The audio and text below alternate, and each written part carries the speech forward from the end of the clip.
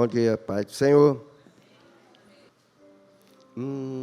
A nova do Evangelho já se fez ouvir aqui, em som alegre, o que Deus já fez por ti, pois tanto ao mundo amou e ao perdido pecador, que do céu lhe deu seu Filho, para ser seu Redentor.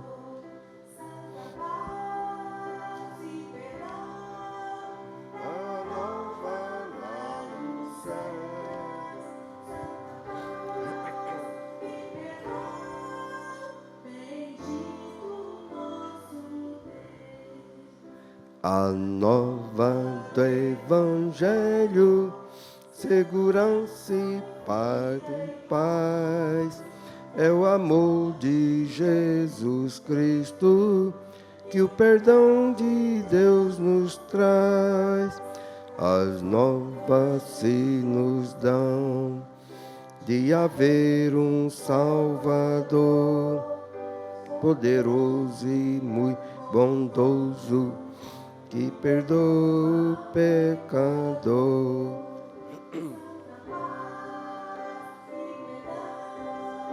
É a nova lá do céu.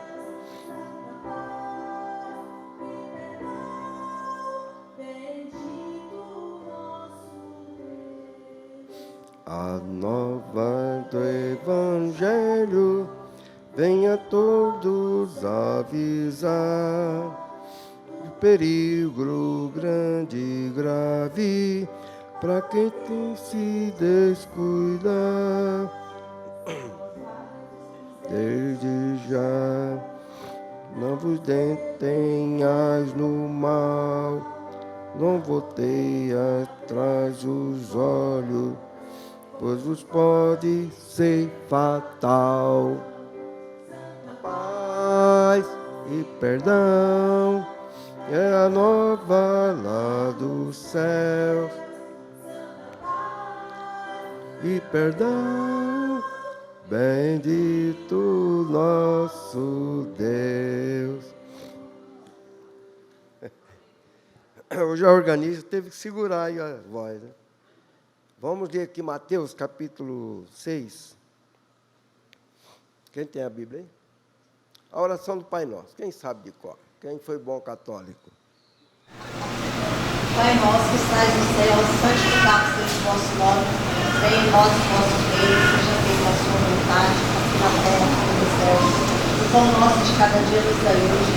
Perdoai as nossas ofensas, assim como nós perdoamos a quem nos tem ofendido.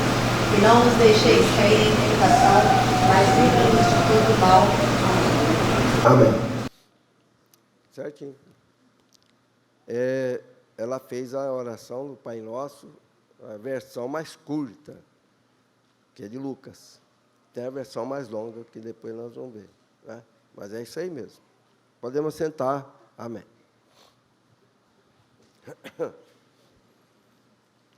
Bem, o Pai Nosso começa com uma frase muito interessante, né?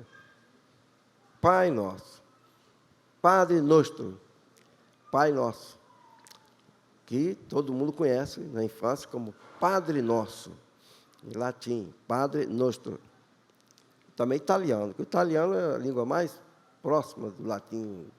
Praticamente, quem estuda latim lê italiano, quem lê italiano termina sabendo ler em latim.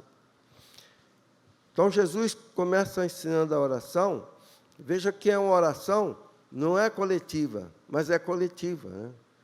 É um paradoxo, ela é, mas não é. Porque de Pai Nosso, não é Pai meu. Não é? Jesus não disse assim, ao orar e dizer, meu Pai. É muito bonito, né? A pessoa mostra muita intimidade, mas ele recomenda que a oração seja Pai Nosso, Pai do nosso pessoal todo. Na Bíblia de Jerusalém, ela é tida como a oração do discípulo, porque quem ora assim são os discípulos. O os judeus nem todos eram discípulos de Jesus. E nem todos saberiam orar a oração do Pai Nosso. Havia pessoas lá que eram tão terríveis que Jesus disse que eles eram os filhos do diabo. Portanto, eles não tinham como orar o Pai Nosso, né? E tinha outros também que queriam matá-lo. Esse pessoal não orava o Pai Nosso. Herodes não orava o Pai Nosso.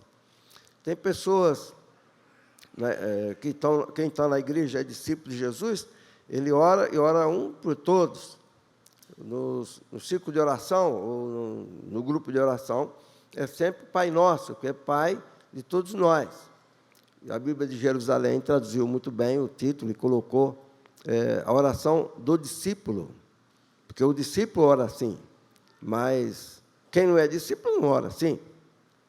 É uma coisa evidente. Então, não é uma oração progressista, como diz alguns padres progressistas, socialistas e digamos, até comunistas, né? Que diz assim, Pai Nosso, porque é Pai de todos que creem e não creem, de todos os malucos que tiverem por aí, etc. Pessoas que odeiam a Deus, etc. Tem ministro no STF que não pode orar o Pai Nosso, porque ele prendeu o cristão inocente, né? E achar bonito. Então, como é que ele ora o Pai Nosso? Porque quando Jesus ensina a oração, ele está ensinando a paternidade e a família. Então, não é uma oração de individualista, e também não é uma oração do coletivismo, como às vezes as pessoas querem traduzir. Então, começa muito interessante, né? Dizendo Pai Nosso. E há um texto no Evangelho de João que diz exatamente isso: meu Pai, subo para meu Pai, vosso Pai, meu Deus, vosso Deus. Mas quem era? Era aquele grupo que acreditava em Jesus. Então, era o Pai Nosso. Assim, todos somos irmãos. E, em seguida, vem Pai Nosso, né? Pater, imo, Pai meu, Pai Nosso, que estais nos céus. Aqui começa o ensino da Trindade. Pai Nosso, de todos ali. E Jesus disse para Maria Madalena, meu Pai, vosso Pai, Pai do discípulo, que está nos céus. Portanto, Deus Pai estava nos céus e o Filho estava na terra. Quem ensina que não existe a Trindade, que Deus é um, não existe Pai, Filho e tal, sente muita dificuldade para explicar esse verso, não é? Porque Jesus fala claramente, Pai Nosso, e meu Pai e vosso Pai, que está nos céus. E Jesus estava na terra. Jesus não tinha um problema de cognição para não saber o que é lá em cima, aqui embaixo, esquerda, direita, etc. Ele conhecia perfeitamente as coisas. Ele disse, ó Pai Nosso que está nos céus. Deus está no céu, o Filho aqui estava na terra. Então, Deus nos céus é um ensinamento que Jesus já aponta para a Trindade. Depois, Jesus continua, santificado seja o teu nome. Por que no Novo Testamento não se fala muito o nome de Deus propriamente, né? Por que Jesus não diz santificado seja o teu nome, Yahvé? Porque Jesus, considerando até a posição dos judeus, de respeito ao nome de Deus. Então, não se falava. Ele falava, santificado seja o teu nome. Teu nome, no hebraico, é Essem. Assim, é um título até hoje usado. Se você pegar um livro de um escritor judeu, se ele falar sobre alguma coisa, e ele falar sobre o nome de Deus, ele fala o nome. Sabe? É tipo aquele filho do homem, um título. Ele fala o Assim. Assim é o nome. Não diz o nome. Assim. Olha, santificado seja o teu Assim. No hebraico do Novo Testamento está escrito Assim, não está escrito Yahvé, em respeito. Por isso que eu gosto que as pessoas não... Às vezes eu comento, né? As pessoas falam, ai meu Deus, e falam, tudo é meu Deus. Eu falo, gente, para de falar o nome de Deus em vão. Nunca vi tanto. A pessoa fala torta direito. Ai, meu Deus, uma topada, ai, meu Deus, qualquer coisa, ai, meu Deus. Por que não respeita? Não tem um princípio de respeito. Às vezes, mas Deus não é o nome de Deus. Mas está subentendido, né? Você sabe o que você está falando. A pessoa cai num vício. Existe um vício de um pecado comum que é exatamente esse. Falar o nome de Deus em vão, nunca vi. É uma coisa assim. Eu falo, olha, quem fala muito o nome de Deus em vão, quando precisa de Deus, às vezes não é nem ouvido, porque fica igual aquele pastor que diz, ó o lobo, e ó o lobo, na terceira vez, fala, ele deve estar mentindo. Então, essa pessoa fala muito em vão, assim, sem sentido, quando ele pede a Deus, parece que a oração não vai, porque parece uma brincadeira. Então, Jesus fala assim, ó, santificado seja o teu nome. Ele não usou o nome Yahvé, ele usou o Assé. Então, e Jesus continua. E venha o teu reino, Basileia. Venha o reino de Deus, é a Basileia, é o reino de Deus. Você vê que Jesus, ele mostra a necessidade daquilo que Pedro disse, de você desejar ardentemente ou amar a teofania. Você amar a teofania, que é a aparição de Deus, a aparição de Jesus, a segunda vinda. Então, Jesus aqui diz que você tem que orar pela segunda vinda. Paulo disse uma palavra assim, bem sintética, que é Maranata, ora vem Senhor Jesus. Jesus, em termos, está dizendo isso. Maranata, ora vem Senhor Jesus. Isso venha o teu reino. O reino de Deus na face da terra. Nós anunciamos o reino de Deus. O Evangelho é o Evangelho do reino. O que é o Evangelho do reino? É o Evangelho da grande novidade, em que as pessoas vivem como se vivesse no reino de Deus. Irmãos, pai, paternidade e os filhos, a maternidade, paternidade e a família. Por isso que, às vezes, no Novo Testamento fala sobre família de Deus, né? Então, os cristãos.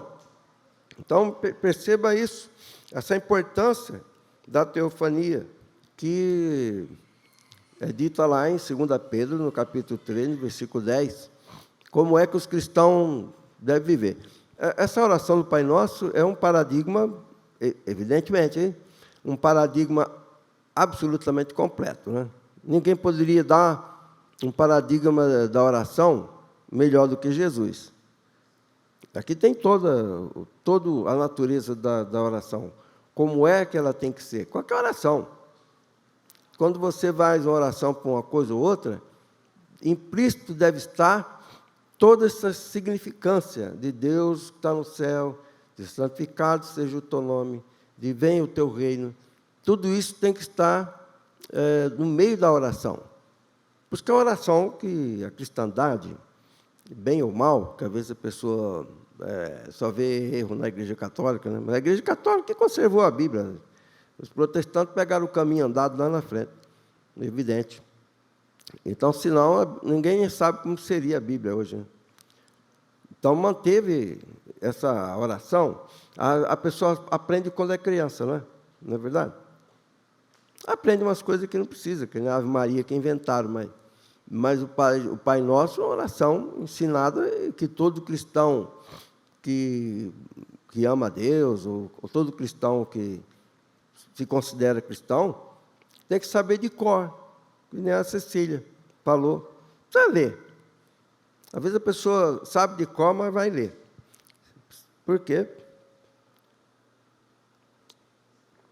Porque é uma tradição, né? A Bíblia e tal. Você acha que Jesus andava com aquele Talmud, assim, né? Desse tamanho aqui, né? Sei. Um livro desse tamanho, Jesus andava com ele embaixo do braço. Né? Sabe, Pedro, Tiago e João carregavam o Alcorão, né? Talmud, o Corão é dos outros lá. No Antigo Testamento, cada lado segurando, levando, assim. a Torá, ou na cabeça, ou nas costas. Não dava com ele, não tinha uma coisa desse tamanho, uma Bíblia desse tamanho.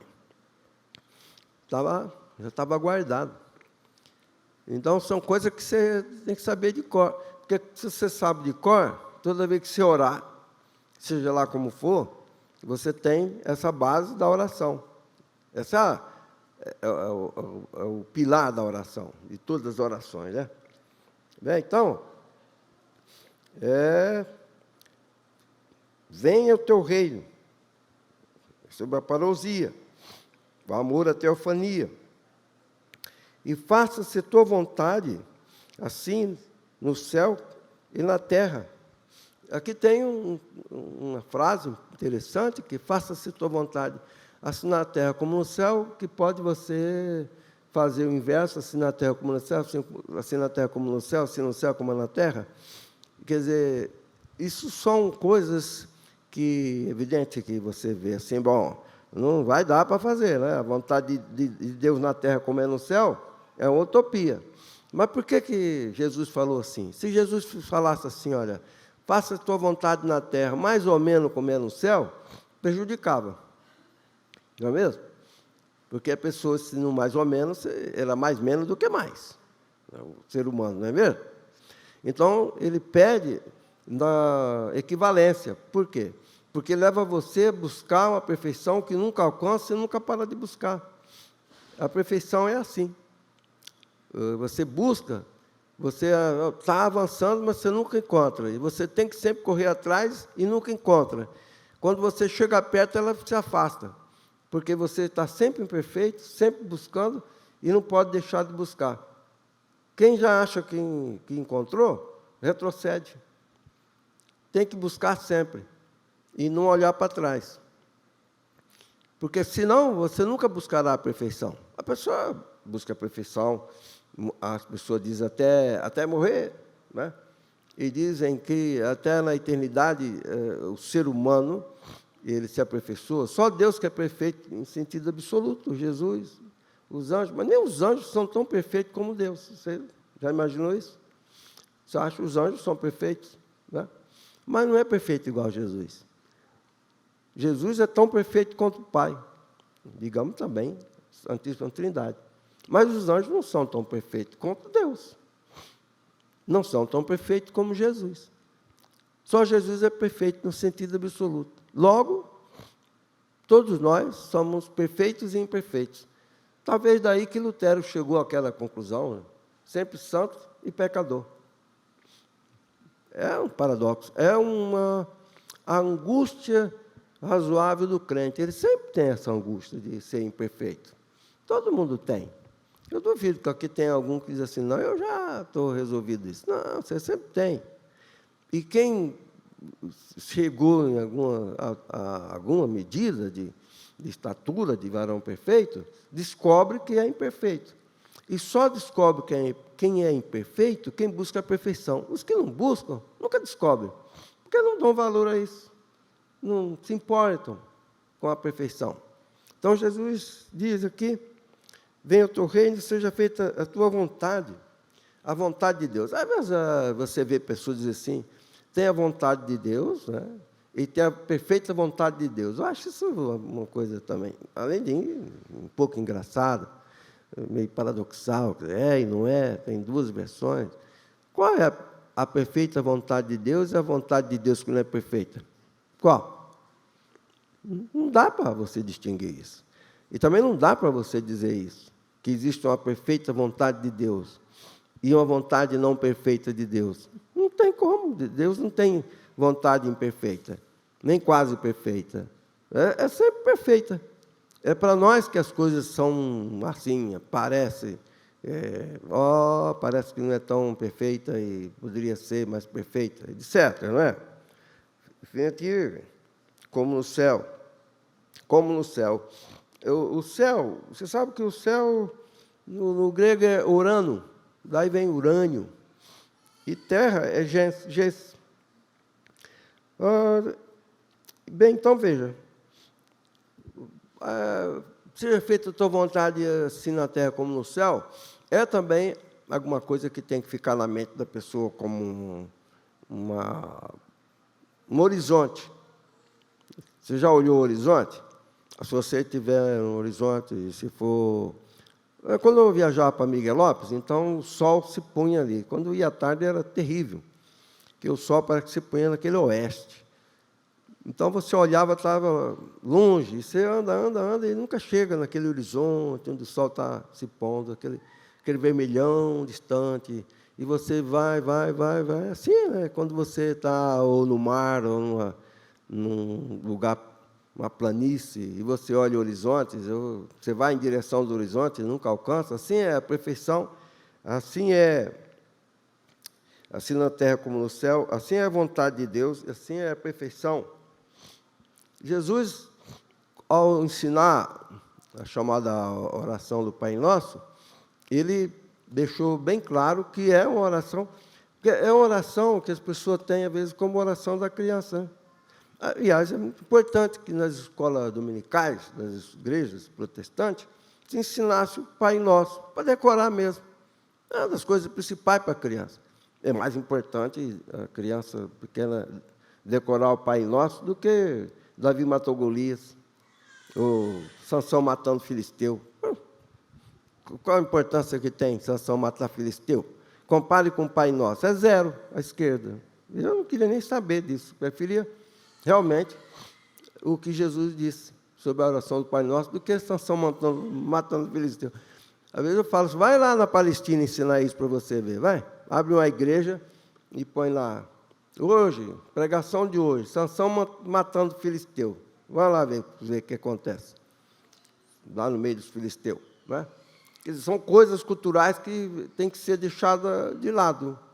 Não interessa, mas interessa muito, muito uma oração do Pai Nosso, que inclui filisteu, inclui baiano, mineiro, e americano, europeu, e todo mundo. Pai Nosso que está no céu. Aí vem essa questão da sobrevivência. O Pai Nosso também cuida da sobrevivência. Diz do Ayrton. Ayrton é o pão. Pão, Ayrton. O pão nosso de cada dia. Você vê, isso é uma coisa também paradoxal. O que é paradoxal? Você olha, tem um lado A e um lado B. São parecidos, parece contraditório, mas não são. Você vê, por exemplo, essa oração do Pai Nosso, o pão nosso de cada dia, o pão nosso de cada dia dá-nos hoje. Há quem não tenha o pão de cada dia, e há os que têm o pão de cada dia. Digamos que, quando Jesus diz isso, todos tinham o pão de cada dia. Ninguém tinha certeza de que, pela manhã, não teria o café da manhã. Dos discípulos, nenhum. Eles nem sequer se preocupavam. Né? Às vezes, Maria Madalena, Maria outra, Isabel e outras e tal, traziam o café da manhã. Para eles, isso já estava resolvido. Né? Não precisa nem orar. Amanhã, as Marias chegam tudo lá com café, pão, manteiga, etc. Para que Jesus, então, disse o pão nosso cada dia, se toda manhã as Marias levavam, as Isabel levavam o café da manhã? Não parecia uma coisa assim desnecessária? Não é verdade? Porque você olha para uma coisa que você está lá, hoje, então, está na geladeira, mas você diz, o pão nosso de cada dia nos dá hoje. Não é uma oração interessante? Porque quando Jesus está ensinando essa oração, antes, no contexto, se você olhar tudo lá, Jesus está ensinando a pessoa de coisa que vai chegar na oração. Do perdão, da avareza, e do apedrejamento, etc. Né? Ele vai chegando até que chega na oração do Pai Nosso. Quer dizer, digamos que Jesus já tinha essa oração em mente, porque ele é o mestre dos mestres, né? Mas digamos que toda aquela estrutura do contexto forneceu a Jesus os dados para essa oração. O pão nosso de cada dia. O Padre Nosso, não é? Então, aqui diz o pão nosso de cada dia, o Ayrton. Esse adjetivo expressa a necessidade, é o opposion. Opposion, ele expressa uma necessidade. Quer dizer, Jesus está falando uma coisa que talvez, nenhum de nós tenhamos, né, essa noção, essa sensação dessa necessidade. A gente está tão acreditando em nós mesmos, café da manhã, o que é isso? Amanhã, tranquilo. Certeza que eu tenho. Café da manhã, não. Eu mesmo faço, praticamente, café da manhã, 90% eu faço. O café mesmo, ela que faz. Né? Às vezes, quando eu estou gripado, ela que faz tudo. Mas, alguém aqui tem dúvida do café da manhã? Acho que ninguém. E como você oraria, então? Ó Deus, dá-me o pão nosso de cada dia. Você pode orar com um sentimento assim, o pão nosso de cada dia nos dá hoje. Mas já tem. Né? Ou você poderia orar num sentido de agradecimento e também de probabilidade, porque você nem sabe se amanhã você vive. Já é um fator determinante da oração. Pão nosso de cada dia. E se você estiver morto, você não toma café. Não é verdade?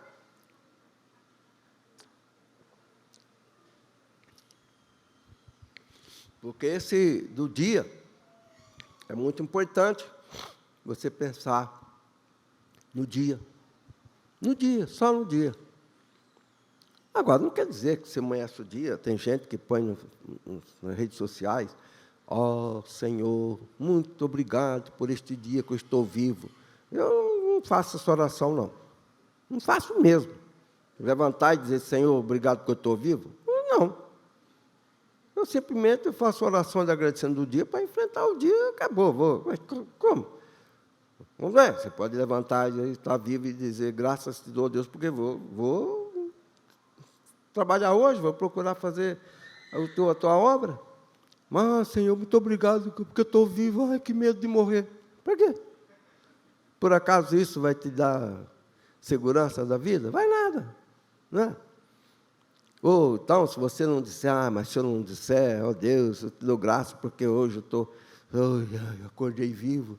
Aí você quer dizer assim, nossa, eu estou dizendo para Deus que eu gosto tanto da vida, então Ele vai me deixar viver, né? Não, esquece isso. Você tem que levantar e dizer, Senhor, graça te dou, porque já é um dia de vitória. Pronto, tá bom. Bom dia, Espírito Santo.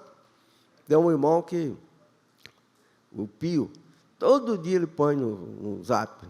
Bom dia, meu Deus, e tal. Um monte de bandeira, um monte de coisa. Oração completa. A gente olha, eu faço todo dia, mas eu falo assim, mas tem lá um valor, né? Todo dia. Sabe essa questão, por nós cada dia e todo dia? O Chesterton, ele dizia assim, que essas coisas assim, né, irmã, que acontece todo dia, a gente termina desvalorizando, né? E digamos, então, o Chesterton diz o seguinte, que o sol, por exemplo, e Deus, numa rotina infinita, todo dia ele diz assim, levanta-te, e o sol lá vem. Todo dia ele fala.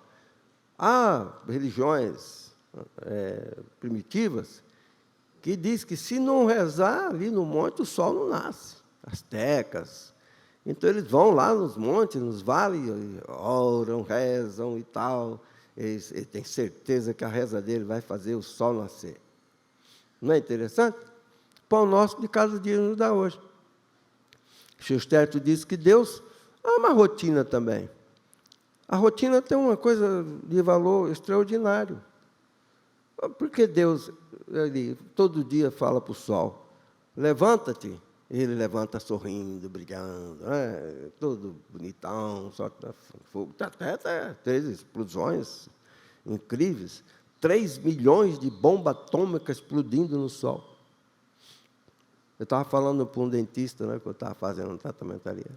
Você já viu o que diz lá, o cientista? 3 milhões de bombas atômicas. Presta atenção, não é 3, não. Uma destruiu uma cidade, 2 destruiu a segunda cidade. Né? Duas. E 3 milhões de bombas atômicas. Você faz ideia do que é isso? Incendeia o universo umas 3 milhões de vezes. Não sobra nem barata. Diz que barata é um que escapa numa bomba atômica, né? Mas em 3 milhões de bombas atômicas não escapa nada. Ah? E o Sol, o nosso querido Sol, o von Helmholtz, em 1865, diz que o universo está morrendo. A cada dia o universo está morrendo. E a comunidade científica ficou horrorizada com essa assertiva do Hermann von Helmholtz, um cientista. Diz que o Sol está morrendo, a natureza está acabando, que toda estrela que tem luz própria, ela tende a se extinguir. É uma lei científica. Tudo que tem luz própria em si, desgasta, apaga. Apagou, acabou.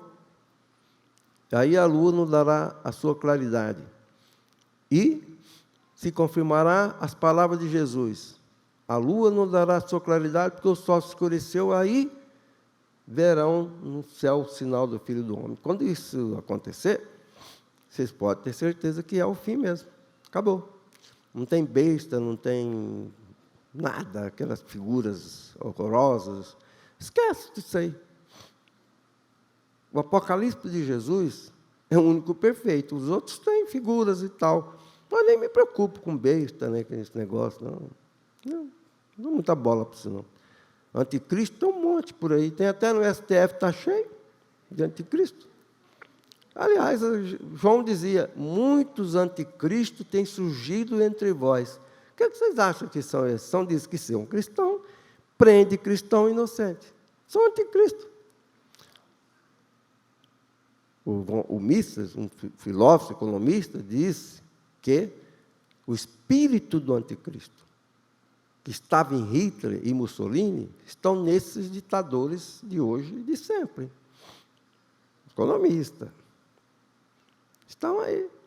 Então, sempre teve anticristo. Para dar e vender o anticristo. Mas o sol, quando perder a sua força, não vai sobrar para ninguém. Não tem ninguém com poder para mudar isso. Eles dizem que na ciência que estão fazendo uma camada para proteger o mundo do calor do sol. Pago para ver. Vai derreter a camada. Aí eu, um dia desses, falando que eles vão querer ir até o sol. Derrete antes de chegar.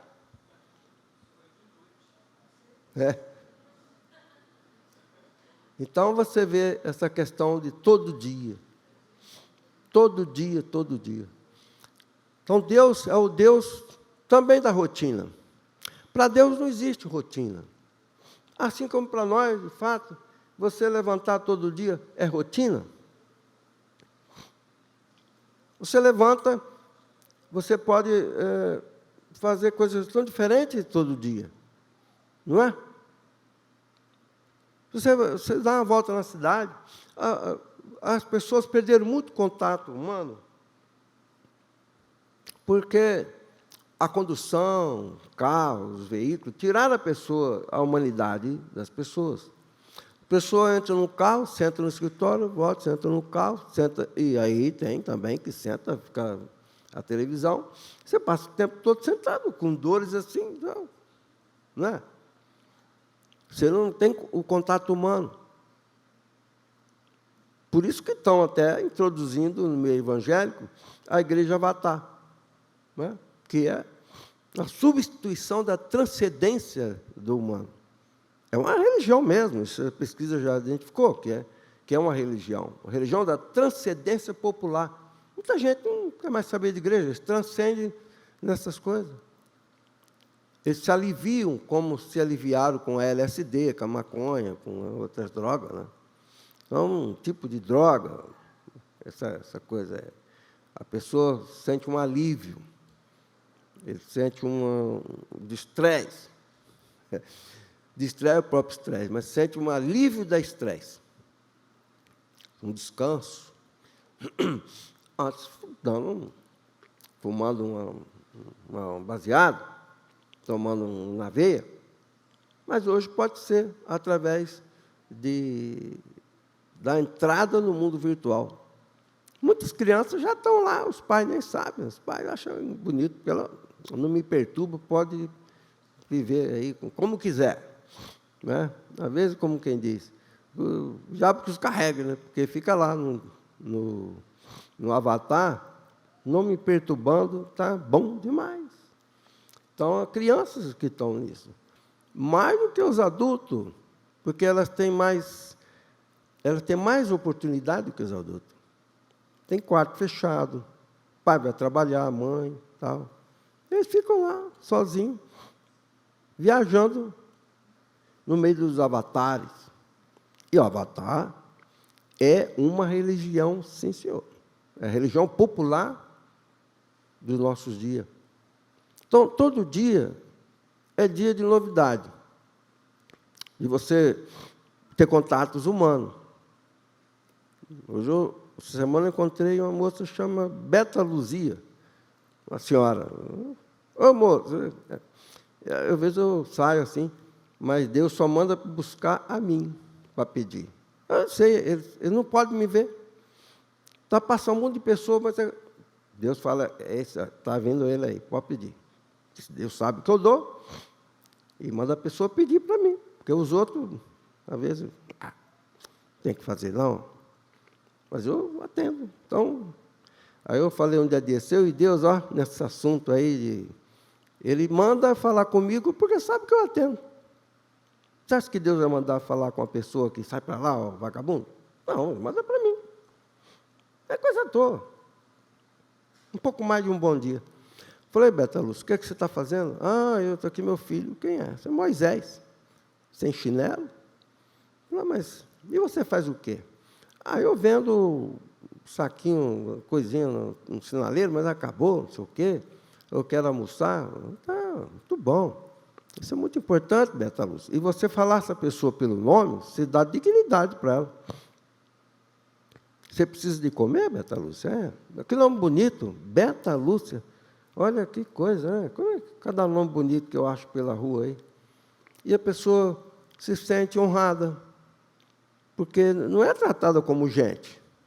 Quando você trata e ajuda e tal, eles parecem que ficam amigos e dá até logo rindo, como se fosse um amigo, né? E tal. Todo dia tem essas coisas. Um dia na feira do livro, todo dia. Quando você pensa assim, pão nosso de cada dia, dar-nos hoje, não é só para você. É também casos eventuais como esse. Estava eu lá na feira do livro, lá, fazendo os autógrafos e tal. Acho que ele estava tomando um café. Aí chegou um cidadão, ele atravessou todo mundo. Né? Claro, Deus mandou falar comigo. Sou amigo de Deus, então, claro, Deus vai mandar para quem? Né? Mandar para uma pessoa que... Ele veio, e não era nem uma pessoa suja, nada, não. Era uma pessoa até, digamos, bem vestida, não é não? Aí ele chegou para mim e disse, Senhor, eu quero tomar café. Pois não. Ela paga tudo. Vai lá, ali no balcão.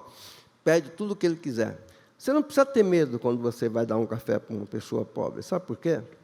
Eu falo, dá tudo o que ele quiser. O que você acha que é tudo?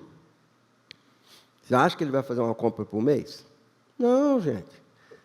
Ele vai tomar café, quer 2 pão? 2 pão. Você quer 2 copos de leite? 2 copos de leite, qual é o problema? Ele foi lá, tomou, depois nem vi mais. Né? Saiu lá, não apagou tudo lá. Por que ele veio direto comigo? É claro, porque Deus falou assim, aquele ali, vai ali, pede para aquele que ele te dá. Para mim, eu fico tranquilo de estar ali com Deus. Não tem problema nenhum. Eu falo para Deus, pode mandar. Pode mandar que eu atendo mesmo. Então você diz assim, o pão nosso de cada dia dá-nos hoje. Como? Como é que você faz isso? Você pensando só em você? Pão nosso cada dia dá-nos hoje. Amanhã cedo eu vou comer bacon. Ou Senhor, te dou graça, sou eu. Não, é legal, é evidente que é certo. Barak atah Adonai, todas de manhã. Bendito seja Deus. Mas é preciso você também, nas eventualidades, isso não é uma coisa que, às vezes você sai e não conta ninguém. E tem gente que você olha, você vê que é malandro. Não é? Mas você vê, tem hora que pessoas assim, que nunca ninguém falou o nome dela. E você falar, eu sei que eles valorizam. Porque até você acha interessante quando te chamam pelo nome, não é não? Você não acha? E por que você acha quando você chama o nome de alguém que ninguém chama, só Deus chama? E às vezes, irmão, na verdade, tem algumas dessas pessoas que são cristãs. Algumas dessas pessoas, ora o Pai Nosso, é Pai Nosso que está no céu. Ela também faz parte da família. Por uma coisa, um desajuste tão estranho, ela está na rua. E isso fica difícil de compreender. Claro que até o governo colabora com isso, né? O governo agora vai produzir muitos mendigos, muitas pessoas na rua. Até precisa deles para poder se projetar no universo, dizendo que está tirando a fome dos pobres, não sei o quê. É político. Político usa muitos pobres, é fácil. É fácil de usar os pobres. Você pode dar uma esmola simplesmente para cativar o pobre. Então, o governo faz muito isso, né? Então, você vê essa questão. Para cada dia, literalmente, o pão do dia. Então, pense bem nisso, no pão do dia, como é importante. Aí Jesus continua e diz, o que ele diz depois? Perdoa as nossas dívidas, assim como nós perdoamos os nossos devedores. Perdoar é afeição. E devedores, afeiletas. Você vê que é a mesma palavra, perdoar e não perdoar. Na verdade, essa questão de perdoar e não perdoar é o eixo do Pai Nosso, é o ponto central. E vou te dizer, ele é o eixo do evangelismo do Evangelho. Ele é o ponto central do Evangelho. E o ponto central, os pilares da oração do Pai Nosso, está aqui. Se você não olhar isso aqui, você está falhando horrivelmente. Você pode ter o conhecimento teológico, você pode ouvir os melhores sermões que existem no mundo. Você pode ouvir Billy Graham pregando de manhã até 24 horas, amanhecer com os olhos arregalados vindo. Mas se você não tiver esse eixo aqui, meu amigo, você está perdendo seu tempo.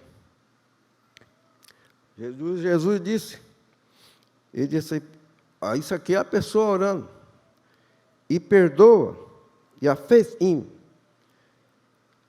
as nossas faltas. Ó. Cai a fez em mim, tá? A fei le mata, imo. Perdoa as nossas faltas. E depois, agora você vê que assim como nós perdoamos os nossos devedores, o italiano fala debitori, perdoa as nossas faltas, assim como nós perdoamos os nossos devedores. Esse Jesus colocou como um eixo essa questão do afez.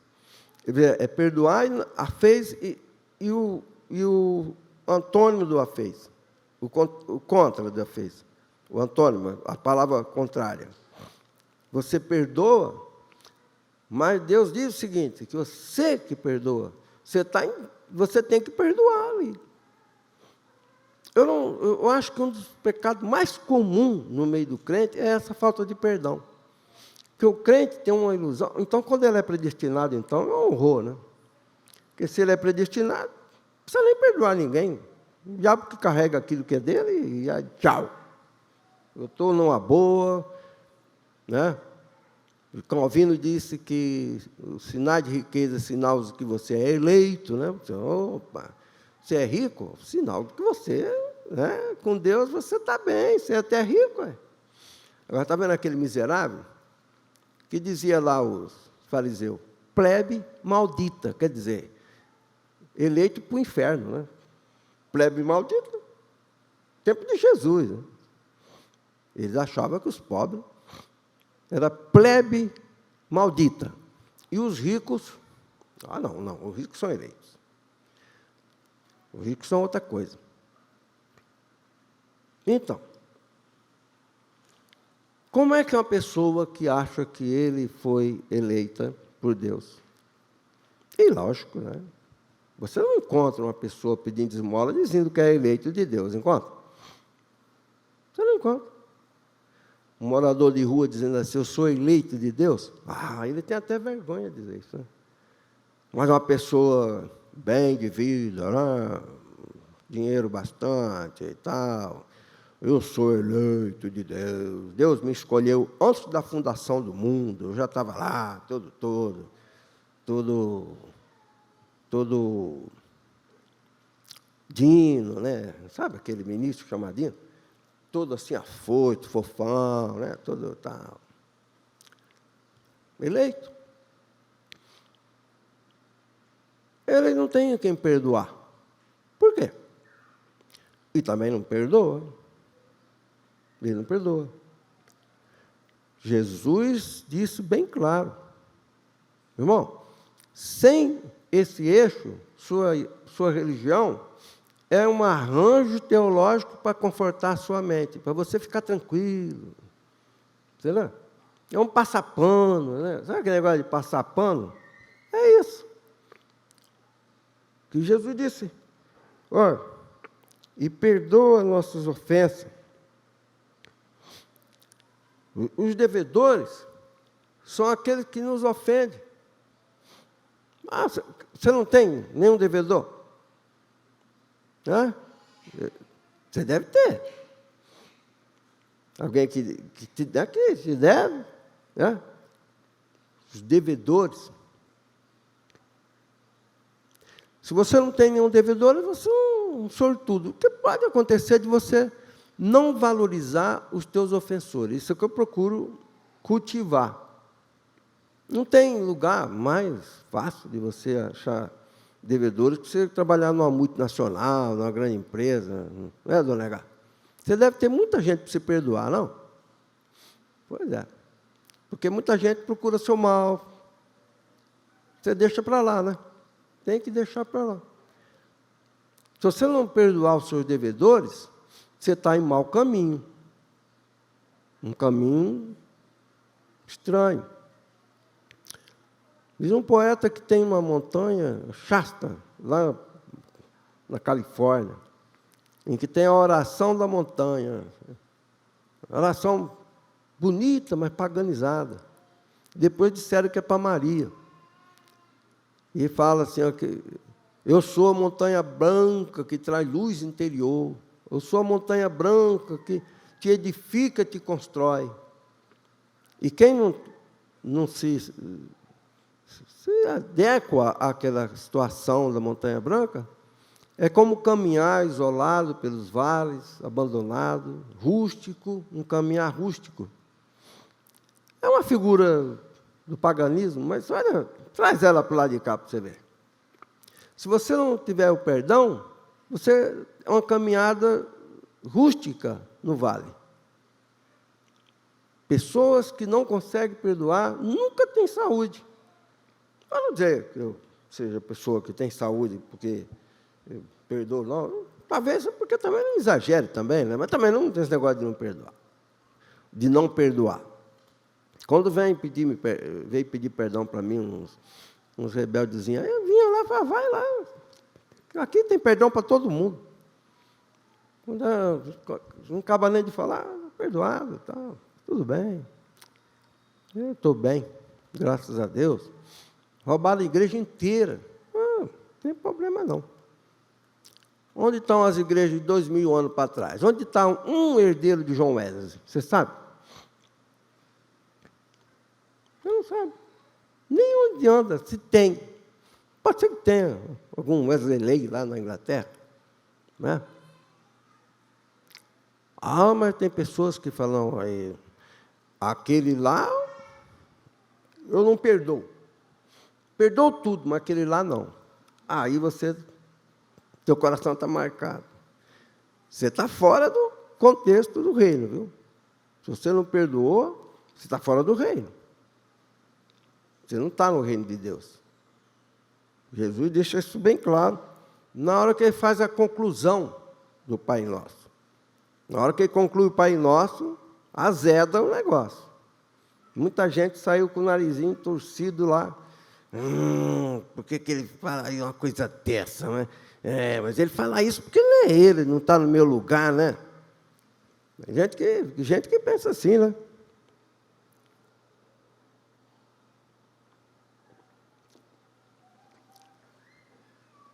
O perdão é um lugar da habitação de Deus, do amor. Uma pessoa que perdoa, ela tem um rosto perdoador. A pessoa que não perdoa tem um rosto amarrado, torcido, angustiado. Porque não perdoa. O perdão, do ponto de vista da psicologia, é uma grande coisa. É um alívio para a alma.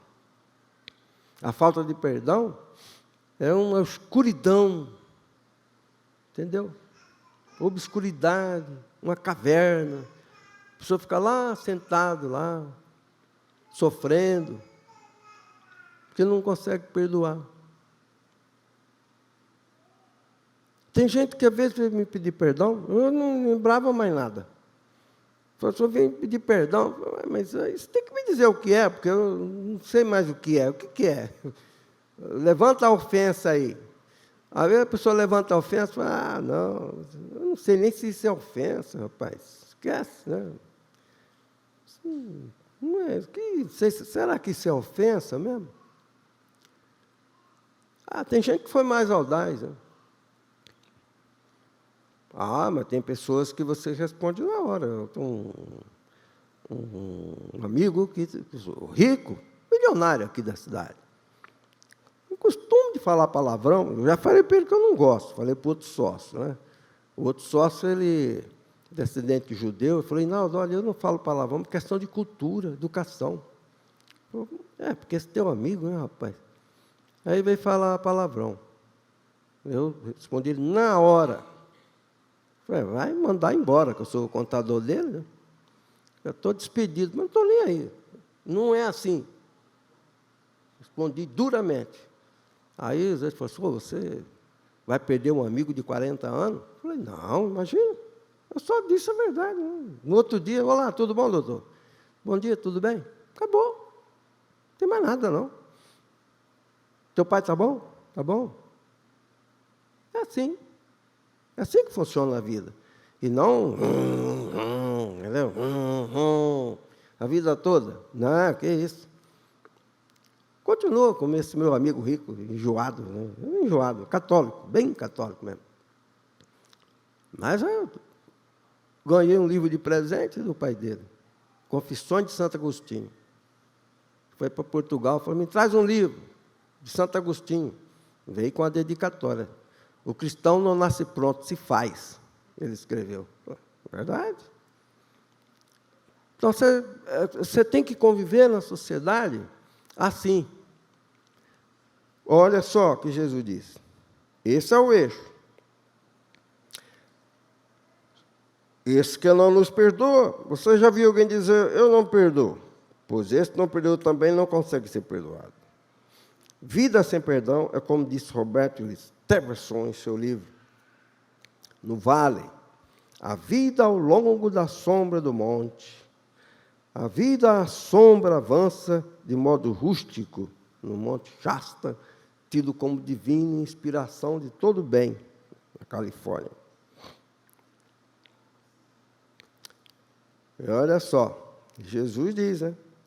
Se não perdoar, esse não merece o meu perdão. Você já viu alguém falar isso? Olha, eu perdoo todo mundo, mas esse não merece o meu perdão. Com essa frase, você está condenado a não receber de Deus o perdão. Está condenado. Quando você diz, esse não merece o meu perdão, Você está dizendo para Deus, eu não mereço o teu perdão. A mesma coisa. Jesus, na oração do Pai Nosso, ele acabou com a questão da religiosidade. Odiar o teu inimigo. Que negócio de Moisés? Sei lá se Moisés disse isso. Mas Jesus não disse. Ele disse ao contrário. Por que você tem que seguir Moisés, odiar o inimigo? Por quê? Agora tem esse verso aqui. Não nos deixe cair em tentação. Pedi para o diácono pesquisar. O que você achou, meu amigo?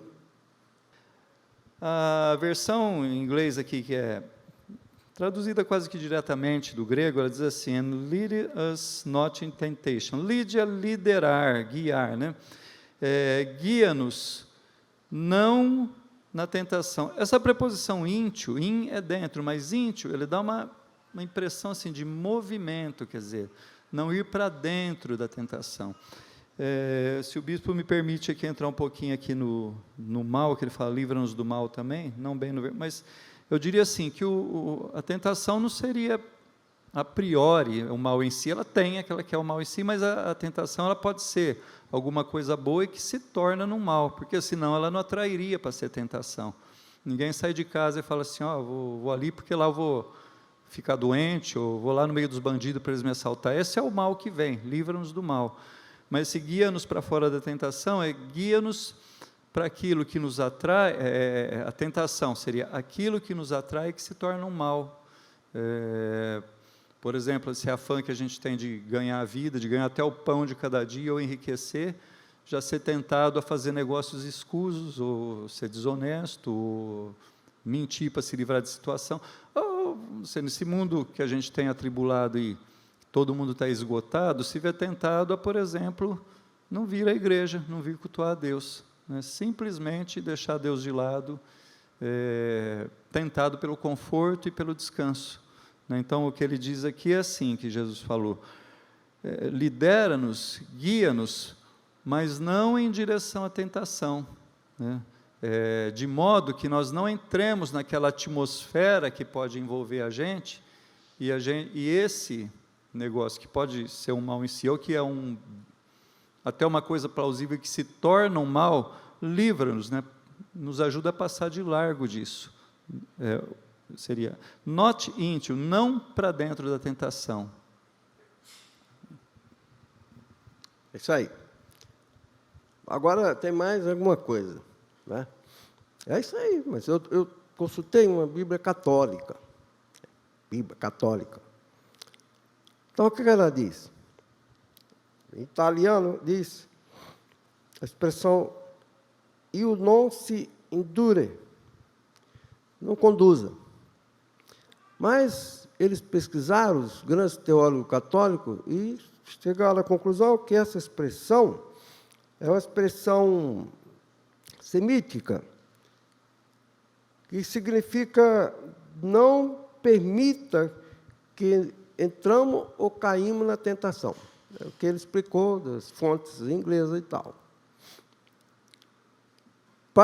Por quê? Porque senão você fica... Se você não pegasse essa expressão semítica, não indure, não se indure. A tentazione, né? Se você pegar isso, você está dizendo que Jesus está te induzindo à tentação, mas a Bíblia diz claramente que Deus não tenta ninguém. Entendeu? Então, quando olhar esse texto, ter cautela. Cautela teológica que, às vezes, as pessoas não têm. Porque, às vezes, as pessoas pensam assim, mas Jesus vai me levar à tentação. Ué, que história é essa? Então, no italiano, a expressão semita, io non si indure, é traduzida que eu não permiti entramos ou caímos em tentação. Por isso que algumas já trazem, não nos deixe cair em tentação, ponto. Entendeu? Aí depois outras cantam mais, livram do mal, que também pode ser traduzido como o maligno, que é o diabo. Agora aí você vê que uma das coisas que o diabo alcança muito êxito é na falta de perdão. É mais um monte que entra nessa, né? E ainda bate no peito ainda, que aquele não perdoa, aquele outro tem isso, aquilo e tal. Laboreando junto com o diabo. É uma das coisas que o diabo tem muito êxito, é isso. E por isso que muitos cristãos são não somente tristes, mas pessoas assim, parece que tem gente que repele todas qualquer coisa social, né? A ponto de dizer assim, ninguém consegue ficar perto daquela pessoa, né? E a sorte é faísca para todo lado. Então, a Edições Paulina, por exemplo, diz, mas livra-nos do maligno. Edições Paulina é feito por teólogo francês, inglês, brasileiro, etc., que chegaram à conclusão que livra-nos do maligno. Bom, para terminar, tem a versão longa do Pai Nosso, que termina, pois teu o reino, o poder e a glória para sempre. Só uma adição feita por algum copista, que na hora que foi fazer, o Pai Nosso falou, vou colocar mais esse texto bonitinho aqui, né? É uma adição mesmo, acrescentaram. Depois tem lá, você fala, mas como acrescentaram na Bíblia? E tem uma condenação lá, alguém que aumentar uma vírgula vai pagar no purgatório? Porque todos os livros da Idade Média vinha essa pragazinha ali. Alguém aumentar ou diminuir, praga não sei de quanto. Porque os autores, para evitar o plágio. Daí colocaram na Bíblia também, lá no Apocalipse. Aquele que aumentar ou diminuir, vai ter tantas pragas de gafanhoto na casa dele. Mas era coisa que... E os copistas aumentaram mesmo.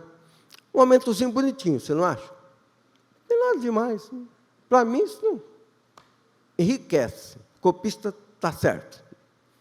Ele diz, pois teu reino, o poder e a glória para sempre. Porque ele faz uma conclusão do reino de Deus, pois teu reino, a Basileia, o poder. O que é o poder? Estão dizendo no mundo todo que o poder está no fim. Qual é o poder dos governos hoje? Você não sabe. Qual foi o poder do presidente anterior a esse? Você não sabe. Era o parlamento que mandava. Quem manda hoje? O parlamento. É perda de tempo eleger um homem com poder, porque ele não tem poder. O poder está no parlamento.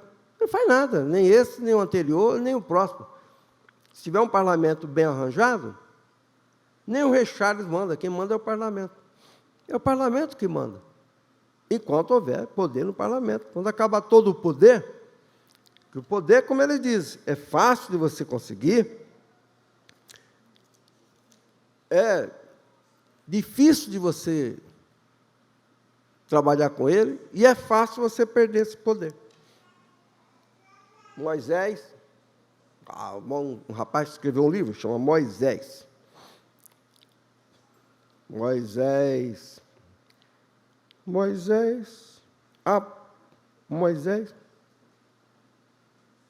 Apoiei, coisa assim, Moisés é um judeu, né? Fácil de obter, difícil de utilizar e mais fácil de se perder. O poder hoje é assim. Parece que todo o poder está sendo abalado, porque quanto mais chegar próximo dia de Cristo, mais os poderes serão abalados e mais vão desejar a parousia. Pois teu reino e o poder de forma absoluta e real e digna, é o poder de Jesus. Pois teu reino, poder e a glória para sempre. Amém. Vamos ficar de pé. Porque eu recebi do Senhor que também vos entreguei, que o Senhor Jesus, na noite em que foi traído, tomou pão e, tendo dado graça, partiu e disse, isto é meu corpo que é dado por vós. Fazei isto em memória de mim. Por semelhante modo, depois de haver ceado, tomou também o cálice, dizendo, este cálice é a nova aliança no meu sangue. Fazei isto todas as vezes que o bebedes, em memória de mim. Amém. Ó misericordioso Pai, nós, humildemente, te imploramos que nos santifique com o teu Espírito e consagres as dádivas do pão e do vinho, a fim de que o pão que vamos comer seja comunhão do corpo de Cristo, e o vinho que vamos beber seja comunhão do sangue de Cristo. Concede-nos a graça de alcançar a unidade da fé e crescer em todas as coisas naquele que é cabeça, Jesus Cristo. Amém. Pai, abençoamos o pão, abençoamos o vinho, símbolo do teu corpo e do teu sangue. Amém. O pão é o símbolo do corpo de nosso Senhor Jesus Cristo. Comamos dele e sejamos agradecidos.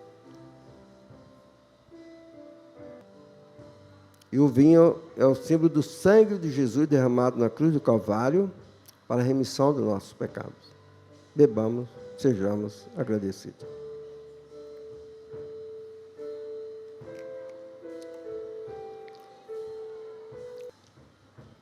Pai, graças te damos pela Eucaristia, pela vida dos irmãos, dos seus familiares, por essa cidade, por seus familiares, em nome de Jesus, que dizemos: Pai nosso que está no céu, santificado seja o teu nome. Venha o teu reino, seja feita a tua vontade, assim na terra como no céu. O pão nosso de cada dia nos dás hoje. Perdoa nossas dívidas, assim como nós perdoamos nossos devedores. Amém. Amém. Amém.